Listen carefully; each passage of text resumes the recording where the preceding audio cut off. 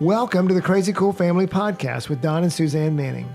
Parents, what if we could give you the power to transform your family into something absolutely amazing? A family where everyone is healthy, gets along, loves Jesus, and has great purpose in life. Hey, let us flip your thinking to unlock the power God has given you to create your own Crazy Cool family.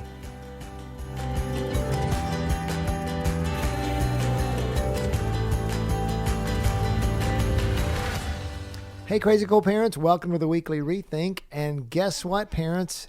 It's almost Christmas. It's beginning to look a lot like Christmas. Yes, and our house is beginning to look a lot. Slowly but surely, the manger scenes are coming out. The decorations are coming out. My wife loves to decorate for all the different seasons, and we just got a tree last night. Oh, thanks to Don, who picked out the perfect, tall, skinny, beautifully smelling green tree. Yes, and we always get a real one. I don't know whether you guys do, whether you guys get real or artificial trees. That's usually a big question for parents as they're establishing their Christmas. Yeah, and so one of the reasons behind that is because I just love the smell of a fresh Christmas tree. And then storing an artificial one is always a nightmare, and it looks worse and worse each year. So I just like something living that's on its way to dying. Living in our It's not house. really living.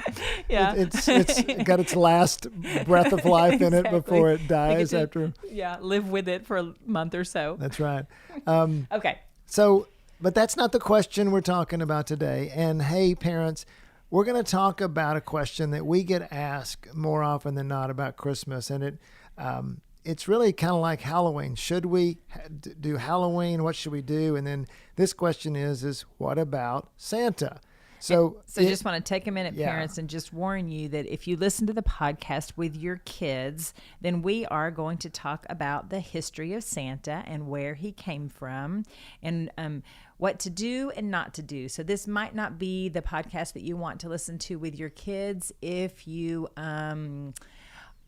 are playing the Santa game. Yes, exactly. And so we will give you a chance with this statement to kind of go somewhere else for that, okay? We're not listening to the Mannings today, kids. That's right. Exactly. Maybe next week. But if your kids are older and they're in on the Santa and the world and what is going on, then this might be a great podcast for them to listen to. And so... Yeah, so when we talked about Santa and how we handled it in our home over the last 3 decades, we really came down to verses that really what Jesus said that is kind of the theme of what we want to talk about, and then we're going to break some things down. But Jesus basically said that we are to be in the world, but not of the world. He said in John 17, he says, "My prayer is not that you take them out of the world, but that you protect them from the evil one." Not that Santa Claus is evil necessarily, but the commercial world definitely there's definitely some evil there. Hijacks the piece of Christmas with that. So yes. And it goes on to say more that they are not of the world, even as I am not of it. Sanctify them by the truth. Your word is truth. As you have sent me into the world, I have sent them into the world. So, with Halloween, Christmas, the Tooth Fairy, the Easter Bunny, all these things, the world is around us. We have been sent into the world. And so, God definitely, he commands us really to be, he says, as you have sent me. He commands us to believe in Santa? No, he doesn't command. Not really. He commands us to be in the world. He says, as you have sent me into the world, I have sent them into the them is us, the believers. Right. He has sent us into the world. And so what does it look like as a believer to be in the world and still be a believer? And still to be, and yet he also calls us to be separated. And he calls us to be different. Right. And he says we are not of this world, that our home is beyond this, and we will be strangers in this world. So how do we do that at Christmas? And so we talked about we think there's really 3 ways. There may be nuances of these different ways, but for purposes of a podcast and for purposes of our discussion today, really 3 ways that you can do Christmas as a Christian parent. And one of them is the very, is the more strict approach, is to say that we're not going to embrace Santa. We're going to make sure we never lie to our kids or, Right. any kind of false belief or anything. And we're not going to go down that path. And some parents even embrace it. Maybe, we don't need to do presents, or we need to do very minimal presents because it's not about that, and they want to run from that. So it's almost a rejection of the whole season. Especially the commercialism of it and the Definitely. Santa version of it. Right. And most of those parents will really embrace Jesus, and they're not rejecting the birth of Jesus on it, obviously. They're rejecting the commercialism of it. Right, how the world says to celebrate Christmas. Yeah. And so, we want to give parents permission to do that. Yeah, we respect and honor that if that's the place where you are. Along with that, though, we invite you in to really, really connect with your kids. Because when we ask our kids to go against what the world is doing, if we don't put a whole bunch of whys in there, we don't put a lot of our explanation, we don't give them understanding so that they too can choose to believe what we believe, then where the rejection comes in for them is it's not the rejection of the holiday or the celebration of the holiday. The rejection actually comes toward us as the parent, because it looks like we're preventing them from doing something that they want to do. Yeah, I think that we've seen parents be successful with this when they are very connection-based, because parents, when you become judgment-based, and, we're not going to do Christmas because all those evil people do it. And, Santa's a fraud and he's a fake and he's lousy. If you start bad-mouthing what all their peers are believing in. Yeah, they're not really having any fun. We need to have fun this way, and that fun way is not the good way. And it just creates a lot of dissension in the kid's mind. And so so you can still do that. We're not saying don't do that. If that's where God's leading you, great. But high standards require high relationship. Right. And if you're going to be set apart from the world, and we believe in being set apart from the world, Crazy Cool Family, we believe that in many ways, and we want our kids to be set apart.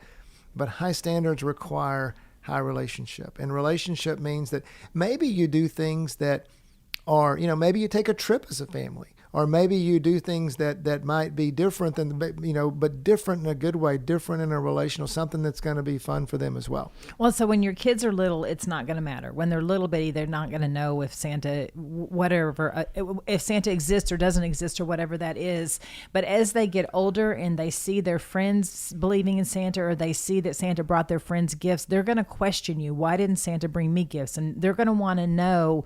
And so I just encourage you parents, like I said earlier, it's about the why. That's how you're going to connect with your kids when it comes to Santa Claus, believing or not believing, is explaining to them your why. And like Don said, as long as it's not laced in judgment and it's just this is a decision that we have made as a family. We feel like that God has told us that we are not going to celebrate Christmas in that fashion, then your kids are going to be on board and they're going to support you and love you. So, yeah. Okay. And so we want to kind of summarize that by saying, hey, if that's where God leads, go for it and do it well.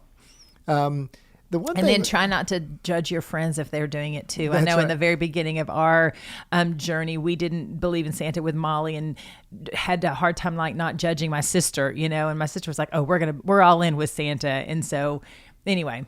Yeah. And so, which kind of segues into the other one, which, when Jesus says that we are not to be of the world, we do believe that on the other side of that, many times we see Christian families that are trying to be different, but yet they also just totally embrace what's happening with the commercialism and the Santa and the presents, and really just trying to say, hey, we can be just like the world and still be like Jesus.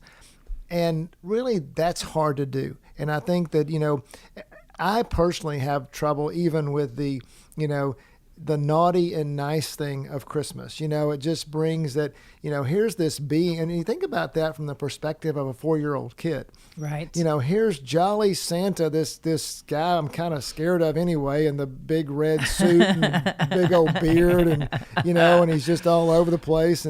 But yet, if I'm nice, if I do the right things, then I'm going to get rewarded with and he's watching presents. me, and how is he watching me? Yeah, all the And- time. And, there's this naughty and nice list, and I might be on a naughty list because I didn't brush my teeth.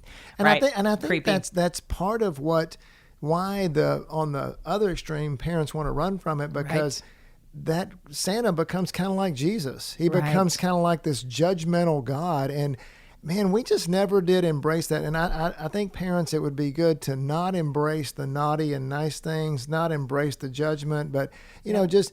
And also not totally embrace the commercialism of Christmas, that we've got to compete with other parents to make sure our kids get the best toys so that they will be happy. Right. That's basically what we're saying is that, and Jesus just says, Jesus says, don't judge. And Jesus says, don't let money be your God. And I think those are two great things to try to temper our enthusiasm for the commercialism of Christmas and our enthusiasm for Santa a little bit. Well, and just to share a story from my childhood, I grew up, we were all about Santa Claus. I mean, my sister, my grandfather dressed up with Santa. He hired somebody to dress up as Santa. And I remember finding his Santa suit in the drawer in one of their bedrooms and being devastated. How old were you? I don't remember. I mean, probably fifth grade. I mean, elementary school. So you believe in upper Santa? Elementary school. Oh, yes. And so I believed in Santa fully and completely, and was devastated when Santa wasn't real. And then contrasted with that, I didn't even know that Jesus's birthday was about Christmas. I literally thought it was all about Santa. Or that Christmas was about Jesus's birthday. Did I say it wrong? Yes. Oh my gosh. Christmas's birthday. Wow. Jesus's birthday is Christmas. Didn't know that till I was in middle school. And so that's the contrast we're talking about. You've got one end of the scale where you're not going to do it at all. You're going to reject it, or you're going to go all in and not mention that it's about Jesus at all. And so where we want to meet is where we kind of met, where we raised our family, is kind of right there in the middle. And I would even say in the middle, but towards the not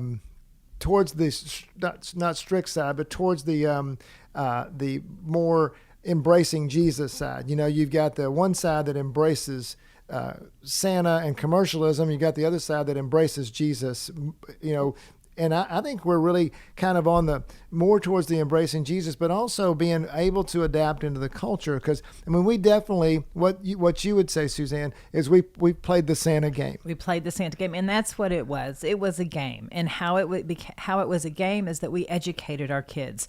We told them who Santa was, that he actually was based on a real figure in the past, Saint Nicholas. And I was even doing a little bit of research, and have in the past too. But there's a great article in National Geographic that goes through the history of Saint Nicholas, who then evolved into Santa Claus, and how he's celebrated on all the different continents, and how he evolved into the fat, red velvet clad, old man that he is today. And I just think that information empowers. Yeah, we have a link to that article in the podcast notes. And it really is interesting too. And I think, Suzanne, you did a great job of this, but is to say, that St. Nicholas was this generous, kind, and when we saw, person and took so care we of would children. go see the Santas at the mall or whatever, and we would sit on their laps and get their pictures and all the things that you do at the mall or whatever. But yet, and you would always tell them, hey guys, that Santa is a reminder for us to be kind and generous like Jesus is. Right. Well, how come there's a different one here than at the other place? And, and rather than get into all those things. It's just because they're helpers. They're all helpers. They're all representatives. Representatives, exactly. Yeah. And so, and that really worked well, and it allowed us to really focus on the Jesus part of Christmas, that there are similarities between Santa and Jesus, but we can also bring in Jesus into the picture. Yeah, because I think that I know that the world has it way out of balance. And so Santa, it's all about Santa. You see Santa everywhere. And so for me, I tried to out of balance it the opposite way. And so I filled our house full of nativity scenes. And so you have... Oh my goodness. You can't imagine how many nativity scenes we have. I think we counted one year. Do you remember a couple years ago, I had a contest and they had to go through and find them all. 4,781 or something. Was it like that? I don't think it hit the 1,000 mark, but it might have hit the 100 mark. I sleep with mark. manger scenes in December, I think. I just wanted my kids to, and I know that the manger scene's not actually historically accurate, but I wanted them to be reminded that Christmas is about Jesus, and it is the beginning of Jesus's life here on earth, and that's what I wanted us to celebrate. And so we did some other things too. Do you remember? Yeah, and before we go to that, I just want you to think, so that doesn't mean you have to go buy a bunch of manger scenes. But what are you But after Christmas, they're on sale. That's true. And Hobby Lobby the whole month of December, they're on sale as well. But so what happens is that your kids our kids were walking through the house, and they were constantly reminded of manger scenes. You know, maybe you have Christmas scripture through your house, or maybe you play Christmas music, whatever it is that suits your family, pray about it. And what Suzanne was brilliant with is doing a theme that reminded the kids of Jesus. You also did. So if you have a whole bunch of Santas in your house, then I would challenge you to rebalance it a little bit. My mom was really big into snowman, which was great. But it's not Jesus. And so I do encourage you to do, even if it's coloring pictures, have your kids color pictures of manger scenes and put one in the bathroom and one in the hallway or whatever that is. So just to rebalance it if you've got it out of balance. When our kids were little, we did birthday parties for Jesus. We would have a big birthday party and around, when did we do that? Was it around They were little. Christmas, or was it before? I was definitely, sometimes it was Christmas Day. Sometimes we would invite kids over and we'd have a birthday party for Jesus. We'd have a birthday party for Jesus. Yeah. And so introducing things, and maybe this is a time when you do things as a family and you give to someone, in order to, now we can be, hey, just like Santa gives, and and we want to be givers. We want to be, but also, hey, God tells us to give, and you're weaving things in that are Jesus related throughout the holidays. Yeah. So what we would do is, if we did a Santa thing, then we would make sure we did a Jesus thing, and then if we wanted to be super on top of it, we'd do another Jesus thing. So if we sat down and we wrote the little note to Santa and left cookies out for him, then we also read the Christmas story, and then we prayed, for each other as a family or whatever that is. And so that's just how you counteract the world and what the world says to do. It's how you are in the world, but you don't do what the world does. You include the God stuff, the Jesus stuff. And we're going to do another podcast a little bit later in the month about the presents and what to do with presents. Next week, actually. Is that next week? That's next so week. So you gotta wait and listen to that. So we're not going to talk about presents today. We're going to talk about that exclusively next week. But how to handle the commercialism and things like that, and how to do some things that make presents even be. Because let's go back to what we said about Halloween too is that right. Christmas holidays need to be relational. It's a place of connection. When you say relational, that's a place where we connect with the relationships in our lives. And when we let the world and the distractions of the world and the commercialism of the world distract us from those relationships, then we are going to be out of balance. And we are going. So what Suzanne's doing and what I participated in, she was kind of the Christmas driver in so many ways. And that may happen in your home too, that someone may be more of the driver of the We're Christmas actually going to thing. talk about that the third week. We are? Yeah, about I didn't even know that. Yeah, no, yes, you did. It was your Maybe idea. I did. Oh, it was my idea. It's so good. The connection in the chaos of the holidays. Oh, Christmas. that's true, but that's more about marriage. I know, but who's going to be driving Christmas, the husband or the wife? Oh, that's true. That is a marriage topic. I'm so brilliant. I didn't even know I connected all that together. So thanks for doing that. We have a great December lined up for you. That's right. We have a great December lined up for you with podcasts. But so let's wrap this one up. Yeah, let's wrap this one up with. So I wanted to wrap it up with what we were saying is, make sure you're relational. That it's not about some Santa that's going to make us be nice and let's drive behavior. I know parents that have used that for like 3 months before Christmas. Well, if you don't do that, Santa's not going to give you any presents. Well, come on, really? Are you really not going to get them presents? I mean, let's don't use Christmas as a manipulative tool, nor get caught up in the commercialism of it, but we can embrace the culture a little bit unless you're driven not to, which is also okay. But there's just different ways you got to handle that. Let's move towards making it about Jesus. However we make it about Jesus, let's make it relational. And the more you're going to go to the Jesus side of things and away from the world, actually the more relational you need to be, because you're when you separate from the world, you better do it with relationship, or you're going to alienate your kids. So, that's what our scripture says. We believe that Jesus teaches us to be in the world, but not of the world. But that means we don't run from the world, but we embrace the world, what the world has to offer, but we put it into Jesus's perspective so that our kids understand the relationship that comes to Jesus and the relationship that comes with family.